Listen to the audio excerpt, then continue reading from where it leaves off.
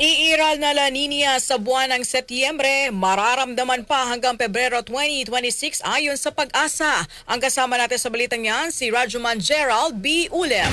RMN Live Report!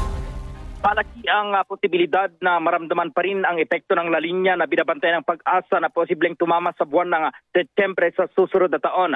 Ayon kay Pag-asa Chief Climate Monitoring and Prediction Section Chief Annalisa Solis, ang La Nina ay mararamdaman pa rin sa buwan ng Enero at Pebrero sa susunod na taon.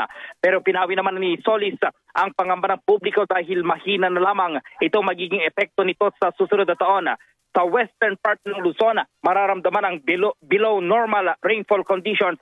Pagsapit ng buwan ng Enero ay above normal rainfall naman sa natitirang bahagi ng bansa. Pagsapit ng Pebrero, below hanggang way below normal rainfall conditions ang iiral sa northwestern portion ng Luzon at western Visayas, habang near to above normal rainfall naman sa lalabing bahagi ng bansa.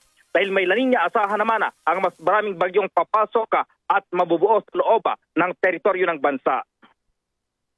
7 to 15 na bagyo from September to February 2026. Around 7 to 13 pa rin po, yung maximum of 13, minimum of 7 po ngayong taon ang possible pa rin pong maka-apekto or mag-enter sa ating Philippine Area of Responsibility in terms of tropical cyclone frequency.